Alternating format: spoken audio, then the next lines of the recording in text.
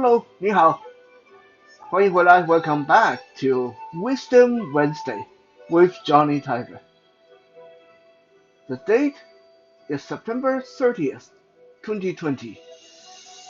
One day before a very, very, very important Chinese holiday, the Mid-Autumn holiday, or in my language, in Mandarin, 中秋节.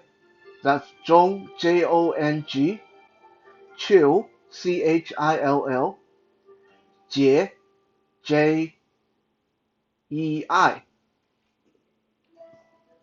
Zhongqiu means mid-autumn. Zhong means the middle of something, and Qiu means autumn. Which, when you think about it, it's kind of funny that chill. Yeah, autumn is kind of chilly. So chill, autumn. 中秋节, Jie means holiday. Uh, so I figured that this would be a great time for me to talk about this very important holiday to my people. I mentioned it a little bit during the Music Monday this week, and I promised then that I was going to talk more about it.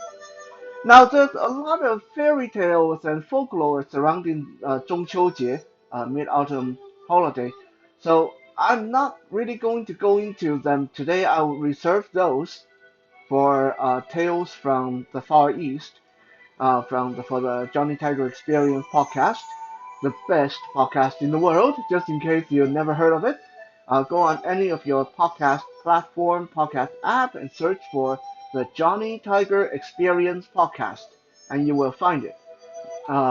We have Mandarin lessons and Oriental stories and martial arts, self-defense, fitness tips, cooking tips, action figure review, anything you get on the Johnny Tiger Diary here on YouTube, you will find it just 10 times longer, more detailed over there on the Johnny Tiger Experience podcast, with the added bonus that you don't even have to look at my ugly mug when you listen to it. So that's a kind of bit of a nice bonus anyway. So 中秋节. Now it's hard to say when did this holiday actually got started, but it's suffice to say to Chinese people, 中秋节 is as important as your Thanksgiving and Christmas all rolled into one. The most important, of course, is a Chinese New Year, but then after Chinese New Year, probably the second most important would be 中秋节. There's also a memorial day that where you pay tribute to your ancestors. So that too is very important. But 中秋节 and also the May holiday, the one we talked about dragon boating before, that one was a very very big deal as well. But 中秋节 is at least among the top three. I'm going to take my arms off the table because I think it's rocking the camera a little bit. So 中秋节 is among the top three most important holiday to Chinese people, Chinese culture. Quite often, it's really hard to get air ticket, like a plane ticket or train ticket or ferry ticket around this time. This is when things get really expensive. Kind of like if you want to travel around Christmas time, because this is the time of the year where people, Chinese people all over the world, Chinese people all over China, Taiwan, Hong Kong, Malaysia, Singapore, no matter where they are, they try to do their best to get home. This is a family holiday. This is when families get together, have a meal, talk, do some light some firework, and play some mahjong, and play some poker, and then next day they go back to their normal life, and they go on their separate way. But a lot of people really make it a top priority to get home for zhongchoji. Um, and then next they'll get home for the Chinese New Year, which is about 4 months after zhongchoji. Now this year zhongchoji falls on October 1st of our uh, regular calendar, but it's not always on October 1st. It's like the Chinese New Year because they are going by the lunar calendar, so it's always a little bit different every year. So don't try to memorize, okay, October 1st, that's mid-autumn holiday. It doesn't work that way. It's not always on the same day. You would have to check. It is always September 15th on the lunar calendar. So if you have a smart device, you can ask your smart device when is September 15th on the lunar calendar. You can even Google that if you are interested to remember when this very important holiday is.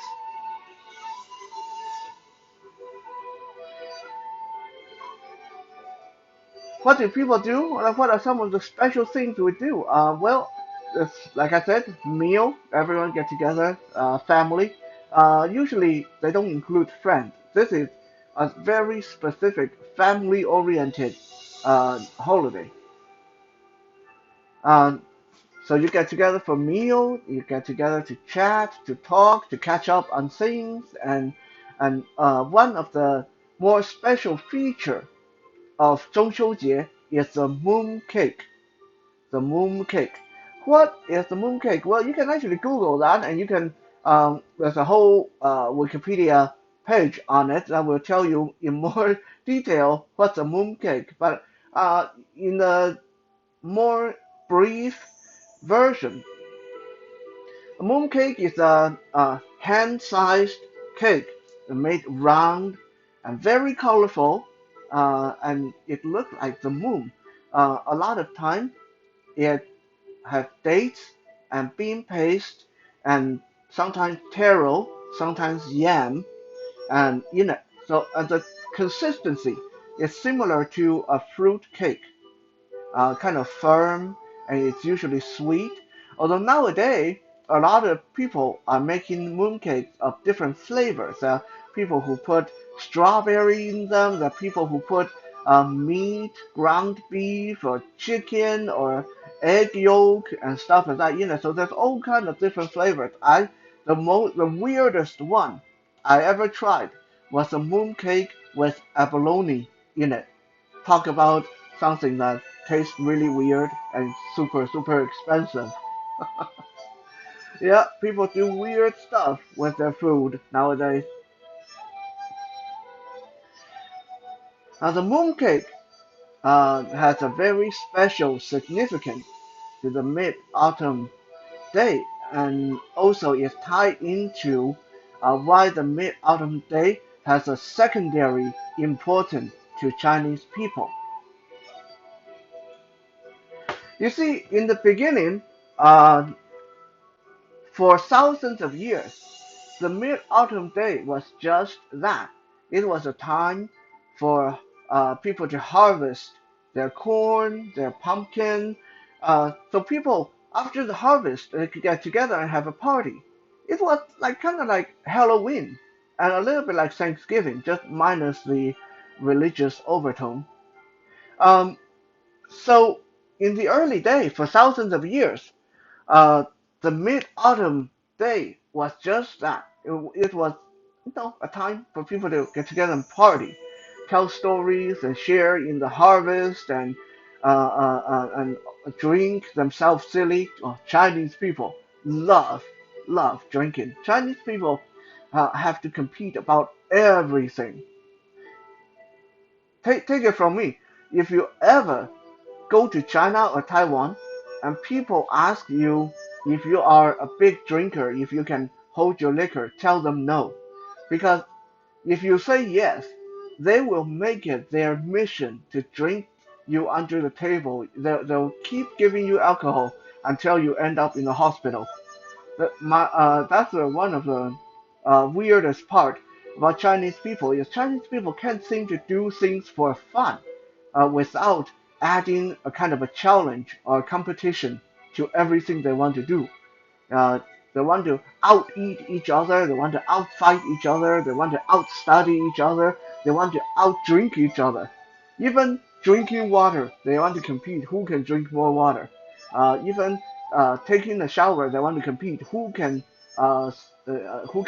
the first one out of the shower. Uh, kind of digressing a little bit there, but yeah, used to be that Mid-Autumn was a holiday for people to get together, eat a lot of seafood, eat a lot of meat, eat a lot of rice and corn, and then drink a lot of corn whiskey and wine and stuff like that. Like people actually used to die. There used to be people who would die during Mid-Autumn Festival because they overindulge with alcohol or food and stuff like that. Now, going back to Chinese history, in 1271, Mongolian people successfully invaded China and took over China and started the Yuan dynasty. The Yuan dynasty was one of the only two times, there were only ever two times where Chinese people was conquered and became enslaved by another race. And the Yuan dynasty was the first one. Mongolian people came in, they've been fighting the Chinese for thousands of years, and finally, because of all the corruption and neglect and problems, internal problems that were going on in China at the time, Mongolian people conquered China and started the Yuan dynasty. They did not last long, however. The Yuan dynasty lasted from 1271 to 1368. Yeah, uh, I admit, I googled before I started today's video. So how did the powerful Mongolian uh, meet their defeat at the hand of the enslaved Chinese? The Mongolian people ruled China with an iron fist. They were strict, they were very, very, very tight with their security. There was no large gatherings allowed, and if you even looked like you were plotting against the government, they execute you and your entire family and anyone associated with your family. Just like that. No trial, nothing. Just a soldier coming into your home and say you have been found charged with treason and now everyone dies. And that was it. During the occupation by the Mongolian, by the Yuan dynasty. Finally, a couple of the uh, rebellion leaders, a couple of very brave and smart and educated people, Chinese people, decided that enough was enough. We couldn't, we shouldn't suffer like this at the hand of a foreign power. So we need to. I mean, there's so few of them. There's so few of them. There's so few of the Mongolians, and there's so many of us. Even back then, there's a lot of Chinese people. There's no reason why we couldn't throw them out of our country if we all work together. But here in lies the problem. How are you going to coordinate things? Because there's undercover agents everywhere. There's security personnel, soldiers, imperial troops everywhere. So you can't just like send out a mass email or telegram. Those things weren't available back then. You couldn't like say, okay, we're going to have a big meeting. Let's call everyone in and we'll No, you can't. Because the moment you have a large meeting like that, the Mongolian troop will sweep in and arrest everybody, and everybody's family get killed. So one of the scholars actually devised this little tactic. He said, okay, look, the Mongolian people, they don't understand our custom. They don't understand. They don't know the Chinese tradition. So why don't we wait until a very special holiday, like the upcoming Mid-Autumn Day, the Mid-Autumn Festival, and then we will make little cakes, little like cupcakes, make them into something that look like the moon, make them look really fancy, so the Mongolian people would believe that this is like a real tradition. And then we will put a little note, little slip of paper inside every mooncake with the coordination for the upcoming attack on this paper. And we will even send some of these mooncakes to the imperial troops as our token of our appreciation for them protecting us and all that stuff.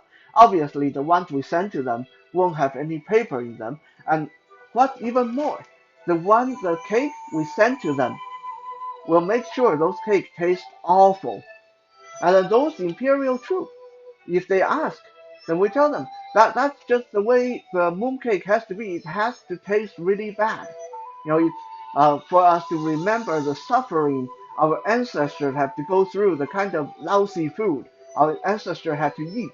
That's why they have to taste bad. You can't put nice tasting stuff in them. Okay, that's the whole point of the mooncake is to commemorate our ancestors. This way, we can guarantee that the imperial troop won't want to come into our home and take away the mooncake because it tastes so bad. They won't want any more of it. And just like that, the mid-autumn day of uh, uh, 1368, there were mooncakes being sent all over China. Every village, every township, people started making these mooncakes, and the ones that went to the civilians, they all had a slip of paper. 9 o'clock, 9 o'clock tonight. Let's all come out of our houses together. Grab whatever weapon you have at home: axes, shovels, uh, uh, iron skillet, kitchen knives, whatever you have. Okay, we are going to all attack this checkpoint first, and then we are going to overrun them. We're going to take their armor, take their weapon, and then we attack the next checkpoint, and then we will storm the imperial palace by midnight. Just like that. A simple trick with these little mooncake with little messages hidden in them enabled the Chinese people to reclaim our country, and they threw the Mongolian people out of China because the Mongolian troops, they were not expecting a sudden mass attack by the Chinese people, and Chinese people outnumber them like 100 to 1. There's no way for them to defend against that. So in addition to a time of joy, a time of reunion, a time of harvest, Mid-Autumn Day is also a day of Chinese people liberating ourselves from the iron control of a foreign power. And it's all due to these little mooncakes, which, by the way, taste delicious now. Now that they don't have to make them taste awful anymore. So if you have a Chinese bakery near you, this is a good time to go pick yourself up a box of Chinese mooncake. Wait until after October 1st. mooncakes will go on sale, and you can actually get them relatively cheap, and you can get a taste to see if you like them. Okay, it's a good time to try a food that is from my culture and have a very rich history behind it. By the way, mooncake in Mandarin is 月饼, 月饼. That's Y-U-A, 月, and 饼, B-I-N-G. 月 means moon, and 饼 means cookies, pastries, cake. Thank you for checking out today's Wisdom Wednesday. We'll be back again tomorrow for Toy Thursday. For now, happy Mid-Autumn Day to all the people watching this who celebrate, and be nice to your family member on this very special holiday. Stay safe, and I'll see you guys tomorrow.